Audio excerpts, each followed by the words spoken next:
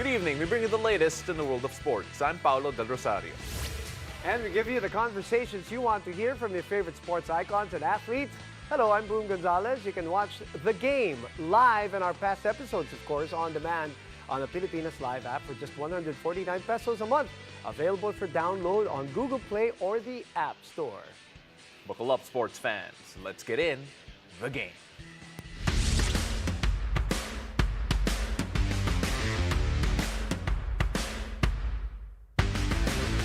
It's nearing crunch time as we're moving toward the midpoint of the second round of the UAAP Women's Basketball Tournament. Now, a few contenders are already standing out, and basketball analyst Danica Jose, three-time Mythical Team awardee, meron pa. Looks at some Final Four candidates to see what they need to work on as they reach the end of the eliminations. Danica, welcome to the show. Thank you, Paolo. All right, so let's focus here on UAAP women's basketball first. You're comfortable in the booth? You're okay? Yeah, you're okay. Very comfortable. Yep. You're good? You're good? Let's talk okay. about that first. All right. It's nice to see you relaxed and not stiff. Of course. Let's focus on this UP team first because they look human a bit more here in the second round compared to what we saw in that first round. At one point, they were 6-0, and then now at 7-2. What do you make of them, especially going into this run of the second round? Well, we know that the UP team really made a huge impression in the first round, but we also know that these teams will also make their adjustments now that they saw what the UP team is capable of. They have a lot of key players. They're not just focused on one player. It revolves basically for the whole system of the entire team. So after the two losses, I'm sure Coach Paul Ramos, the head coach of the UP team, well, it's something that you can expect, of course. And facing Ateneo on Sunday is something that obviously this team has to prepare for because Ateneo is at the number 4 spot. Yeah. So talagang it could be anyone's ball game, really, especially in the second round. Long way to go. Right. UP showed how great of a team they are compared to last season because of the recruits that they have. But of course, really looking forward to how this team will turn out here in the second round. Grabe labanan na, top 3, top 4. Yeah. And really, anything can happen here in the second round. But sige, hihimay-himay naman natin yan. But I want to stick on the UP side. So what worked in the 6-0 run? And what happened in those bookend losses, diba? Yung end of the first round and start of the second. What happened? Well, what UP showed in the first round was that they're not focused on one player. Anyone can score, anyone can shoot, and they also have a dominant player inside. Their foreign student athlete really is imposing her will in the paint. That's favor Ono for you, double figures, a huge impact on the team as a rookie. So I think those are the players. It was really a collective effort, and I think they really gained their confidence in the first round after beating NU, after beating USC. Matagal yun. And the last time they were able to beat NU, fun fact, was back in 2011. You were playing? On my rookie year. Oh, okay. Okay. That's right. So matagal na talaga. So for them to actually have that achievement as early in the first round, it really speaks volumes. Yep, Yeah. it speaks volumes for the team. I like the little age reveal there. But well, we have to take a look at this NU team also because NU, it felt like a weird season. That loss against UP felt like a big turning point. It's like waking up a sleeping giant. How do NU look right now prior to that loss and after that loss, and what are we seeing from them now? Well, NU now is number 1 on offense and defense. They average almost 70 points per game, and they're also number 1 in forcing teams to commit turnovers in double figures. So I think this NU team, like what you said, it was a wake-up call for them. But I remember talking to Coach Aris, he mentioned that it's not really their goal to sweep this season. I think based from last year, after the loss against LaSalle, they really just, made sure that their focus was on the championship, getting that 8th straight championship. And I think that's something that they want to continue here this season. Yeah, I like that you mentioned that because, excuse me, that loss last year. Because some people forget about that. Yeah. That they didn't really, it's not like tuloy-tuloy from last season and then ngayon lang natalo against UP. Which some people may think, humihina ba ang NU? Or lumalakas ba yung ibang team? I would like to believe, and Danica, maybe, I don't know, your take on it, that the other teams are really catching up, Yeah. including yun nga, UP and the other teams that we're going to talk about. But what is still the strength of this national U team still being at number 1 and protecting that number 1 spot?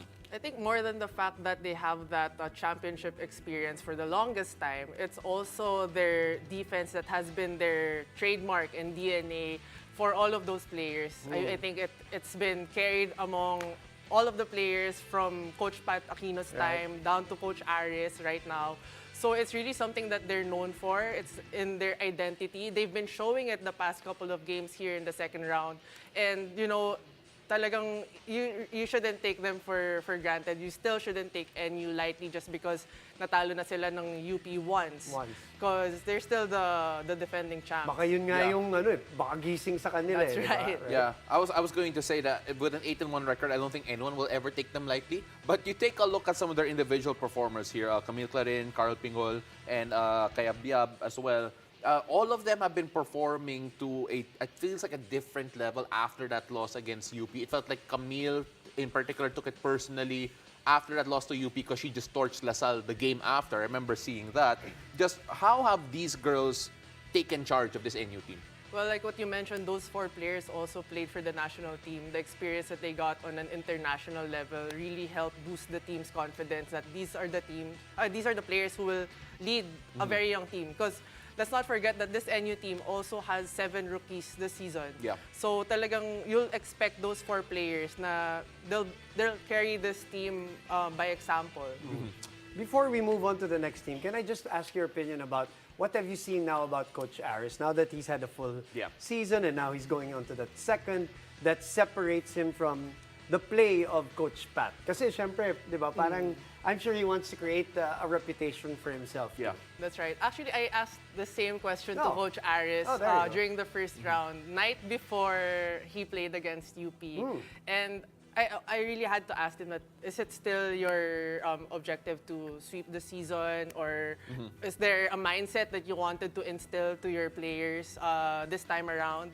And then he was like, I just wanted the players to have that will and fire to continuously grow and improve as a player. And then whatever happens, as long as that's your focus, then we'll see what the results or what the outcome will be. So that has been his mindset for the team now. So I'm sure it's something that he really wants to make a reputation, a name for himself. But at the end of the day, if you have the championship tucked under your belt this season, then no more questions asked. Definitely. Yeah, we'll Good point. we'll see how they finish the season, of course. We have to also talk about the UST team because UST also tied up at 7-2 alongside UP. You take a look at, I remember preseason, even the preseason press conference, they were all saying that UST is one of the teams to beat here, apart from NU. You take a look at UST, do you feel that they've lived up to that reputation? Do you feel that so far they are still finding their stride? Because a couple of, a loss or two early on, but now they look good. That's right. UST actually is a very dangerous team. They have a very deep bench, well coached. Coach Heidi Ong has been in the program for the longest time. And I think UST is definitely a team to watch out for in the second round. That's led by Kent Pastrana, Eka Soriano, Taki Takatak. They have a lot of players na talagang they're very dangerous, especially pag uminit sila like Taki and Eka Soriano. So those are the players who will definitely carry the UST team this second round. There's a certain confidence about them this year that we see, you know, in the way they play. Feeling nga may pagka-sleeping giant sila, no? And obviously that comes from Heidi and the way she coaches and all that. You mentioned Eka, and you know, can you give us your thoughts on the difference now of what you're seeing this year from her? Honestly, for Eka Soriano, she was quite silent and inconsistent in the first round. You've been seeing a lot of Kent Pastrana highlights, Taki Takatak, waxing hot from beyond the arc. So I was quite surprised because Eka Soriano last season is the MVP. MVP. Yeah. So she was #1 overall stats, and then this season, for whatever reason, she was kind of silent, just doing her role, facilitating, organizing the team as a point guard. So we don't know what happened, but here in the second round, she suddenly exploded.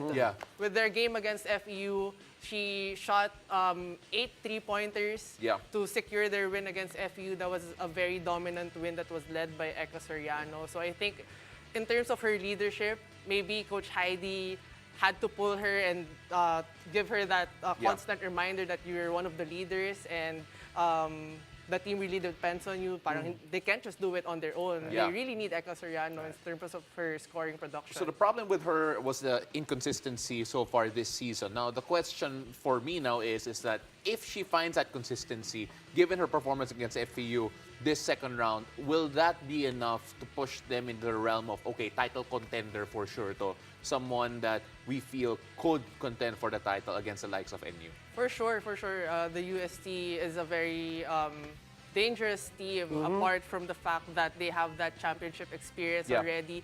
They went up against NU a few years back in the finals already. They're the only team who actually goes up against NU na dikit yung laban, na it's not more than 10 points, not more than 15 points. Sila It's always, tinatambakan, that's right. right. Yeah, it's It's close. always a close game between NU and UST. So in terms of Eka Soriano's impact, it will really make a big influence on the team, especially na magsabay-sabay na perfect game sila ni Ken Pastrana and nila Taki Takatak, since she's the main point guard, the go-to guy. Yeah.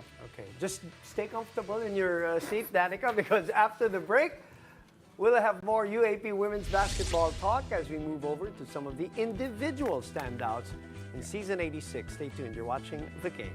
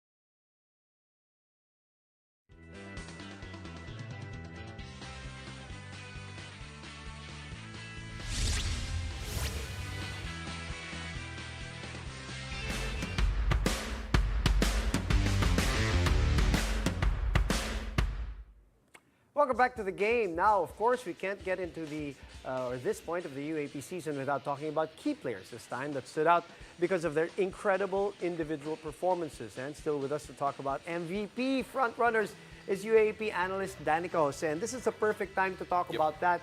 Kasi pwede na, meron ka nang nakabangkong mga performances, mga stats and all that. But we did not talk about Ateneo in that first segment earlier. So let's talk about somebody who, can you give a picture of Casey De La Rosa to those who have not seen her play?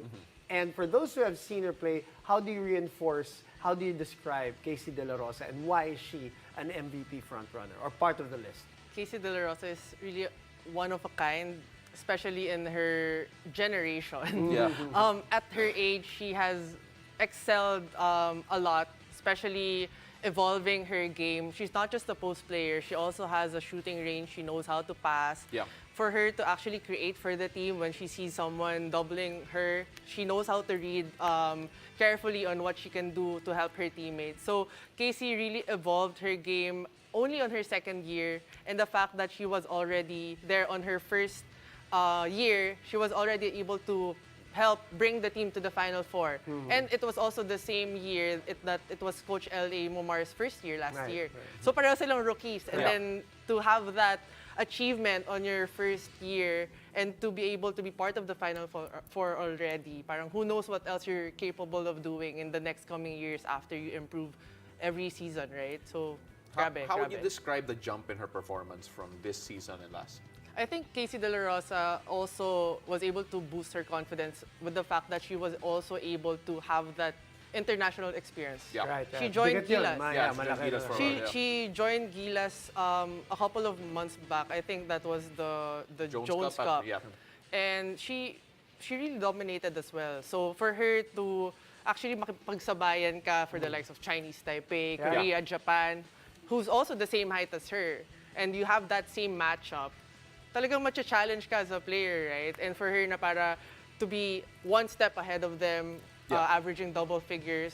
So she's really ahead of the game Yeah. in terms of her role as a center. I think that's what excited people about with the ones who saw the Jones Cup. I know that's what Yeah. excited people coming into this season. Okay, you also mentioned Josie Caputo, well, at least off the air, that you mentioned this girl, obviously prolific, almost 23 points a game, almost 12 rebounds a game, and almost 2 steals a game. Give us a description why she is also there in your list of front runners. Well, I'm just glad na hindi ko na siya naabutan. Josie Caputo, wow. I mean, Coach Bert Flores also mentioned that Josie Caputo, his entire system revolves around Josie Caputo. She's not just a dominant force inside the paint, but the fact that she's well aware of her role and that the system of the entire FE squad revolves around her. She really steps up her game. and she knows it, Yeah. she accepts She knows it, right? Yeah, on her first year. There was one time I think I covered the game against UST. Josie Caputo had cramps. Yeah. And umalis na siya. 5 minutes left in the fourth quarter. They were down by 2-3 points. When she got back last 2 minutes, she scored 10 points. Yeah. Last 2 minutes. Prolific. Like, that's why they used to parang push walang prolific, cramps. right? Right. Parang For walang sure. cramps. Now, we don't have a lot of time, but I want to talk about Ken should. Pastrana before we go because able to take over Eka Soriano, who did not have the type of season we expected from Or the Eka. start, at Or least. the start. Malay Yeah, natin. malay Oo. natin. Oo. Yep. But you take a look at Kent, stepping up and putting up the numbers that she is. Well, Ken Pastrana really is a baller. She's a hooper, especially Yeah. when the way she plays, the swag that she has every time she scores, really is, in terms of her confidence for the team, nadadala yun eh, in terms of the influence that she has and the fact that, it was a slow start for Eka Soriano, but she was there to rise up to the challenge and make sure that, we're still here within the game, we were able to step up.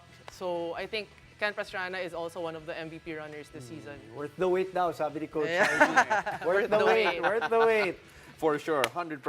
Danica, maraming salamat. Really appreciate you coming here. I know you Thank came you. all the way from Bulacan to join us here today. Buti na walang traffic. Thank you. Yes. Thank you very much. I think my parents are watching. Hi, Mom. Hello, Dad. hello, hello. Hello, hello. Yeah.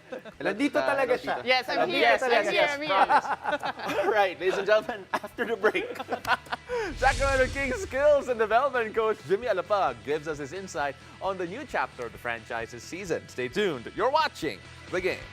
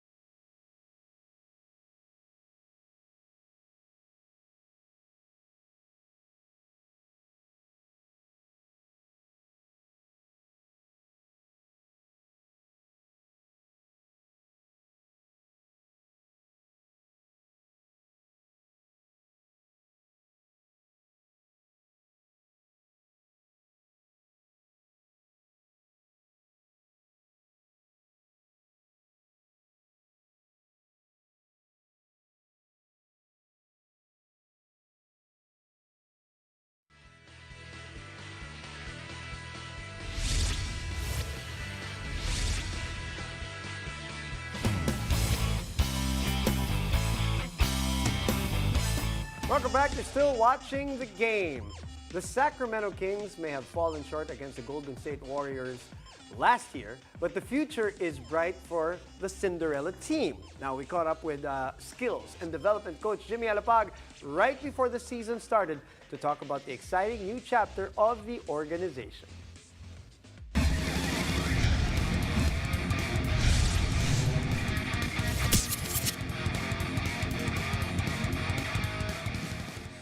Now you're in the thick of things, and here's what's wonderful about all of these things that you're telling me. Again, the timing is so perfect. You're coming off an incredible playoff run, a run to finals if it would have been, and now you're here with so much momentum, a re-energized organization.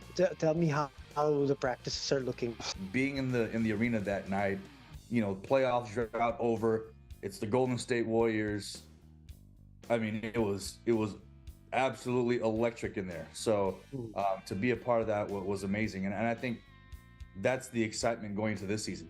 Getting that huge weight off the organization's shoulders. De'Aaron and Domas coming off all NBA seasons, and just having the team getting a chance to run it back again. I think. It's exciting in terms of the camaraderie and chemistry, because the core of the team is still coming back. And so the guys have all been hard at work. Again, I've spent most of the summer with Davion, doing my best to help him get ready. But, guys are in the gym, working and preparing. I think the organization, the team is excited about taking the next step. And again, to be a part of that is amazing. We already know who's going to be the big guns. You did say you guys are going to run it back.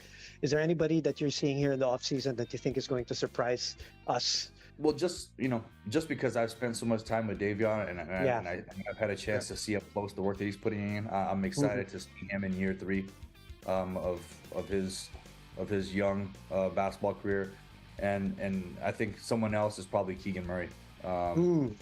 If you saw, he set the record for most three-pointers made as a rookie. He was starting in the series against Golden State. Yeah. Again, I think that growth and that experience that he got against the Warriors was invaluable. For a first-year player.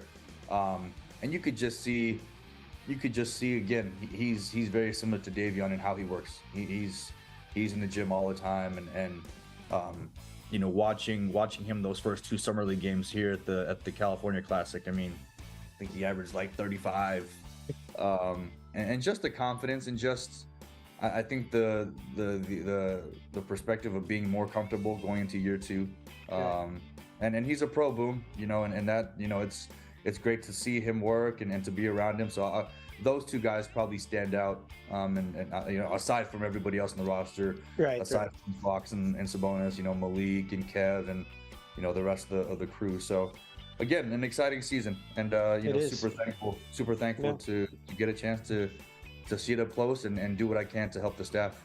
Just one last thing on the Kings organization and what Mike Brown has done.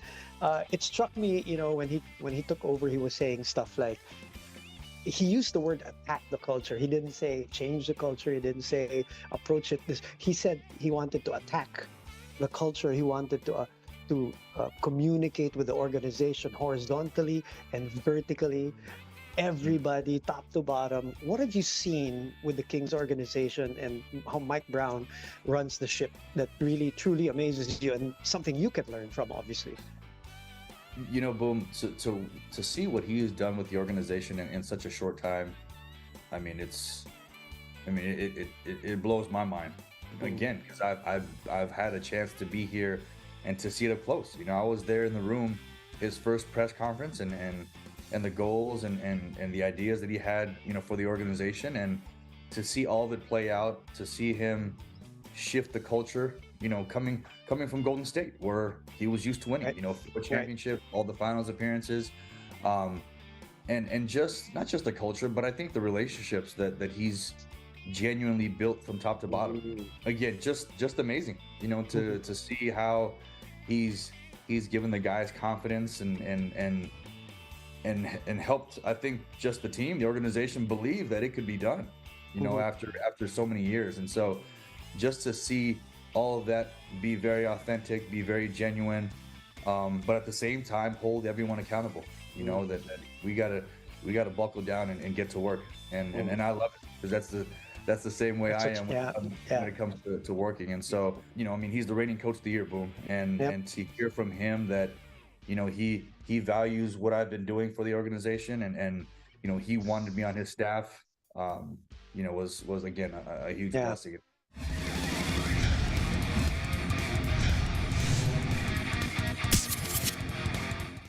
Thank you very much for joining us tonight. I'm Boom Gonzalez.